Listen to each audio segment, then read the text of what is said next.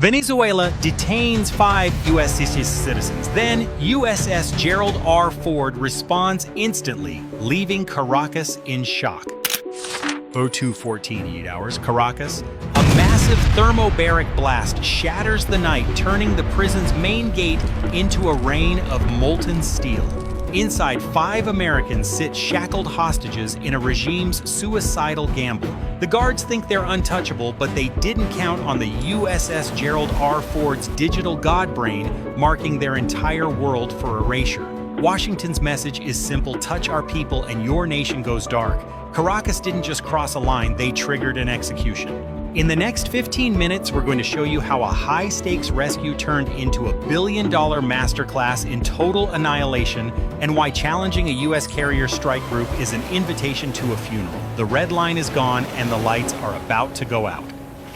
The Caribbean hasn't seen this much raw American steel concentrated in one sector since the height of the Cuban Missile Crisis. We are talking about Operation Southern Spear, a full-scale maritime squeeze that has effectively turned the Caribbean into a private lake for the United States Navy. For months, the Maduro administration has watched with increasing paranoia as the Nimitz-class and now the Ford-class carriers park themselves in his backyard, cutting off the illicit narco arteries and gold smuggling routes that keep his regime breathing.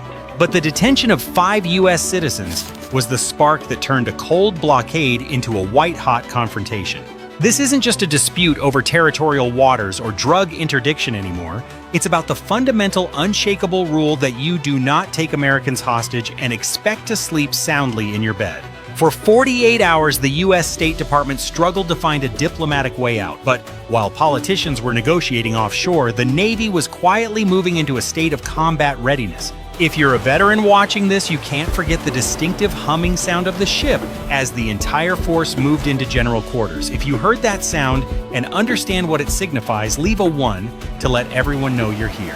You understand perfectly when the carrier strike group begins to close the distance. It means diplomacy has failed and the pay the price phase has officially begun. Have you ever seen a government make a mistake this massive in real time? Drop a comment below and let us know if you think the U.S. response was fast enough or if Caracas should have been dealt with the moment the first American was grabbed. Your insights as veterans and observers are what keep this community sharp. Meanwhile, the strategy currently being employed in Caracas is one of pure old-school desperation. Nicolás Maduro is looking at a crumbling domestic economy and a military buildup that his aging Sukhois and rusted patrol boats can't possibly match, so he fell back on the only tactic left in the dictator's handbook: hostage diplomacy.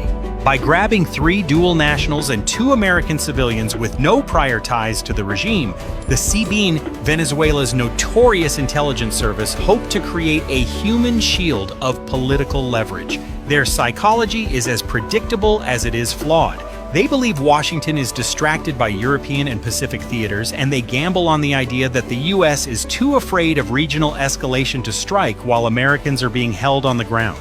They've seen the reports of the CIA-led drone strikes on their ports in late 2020, and they are genuinely terrified of what comes next. They think that by holding these 5 individuals, they can force a pause in Operation Southern Spear and extract a promise of non-interference. What they fail to realize is the sheer lethality of a Navy that has spent the last decade integrating AI-driven targeting, hypersonic response times, and a no-fail rescue doctrine.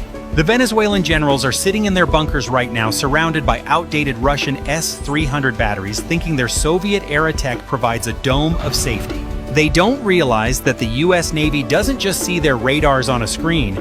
We see the heat signatures of the cooling fans inside their control vans from 30 miles up. Their motive was leverage, but their result is going to be a total collapse of their command and control infrastructure.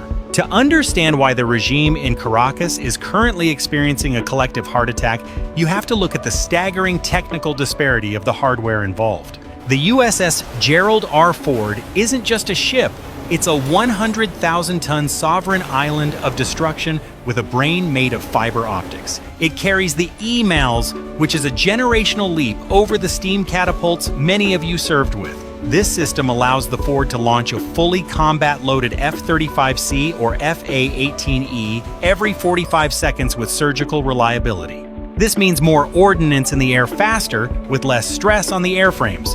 Accompanying the Ford are the Arleigh Burke-class destroyers, specifically the USS Gravely and USS Stockdale, which act as the strike group's bouncers. These ships are packed with over 90 vertical launch system cells, each loaded with the latest RGM-109E Tomahawk land attack missiles. We are talking about a weapon with a 1,000-mile range that uses terrain contour matching and digital scene matching area. Thank you for joining.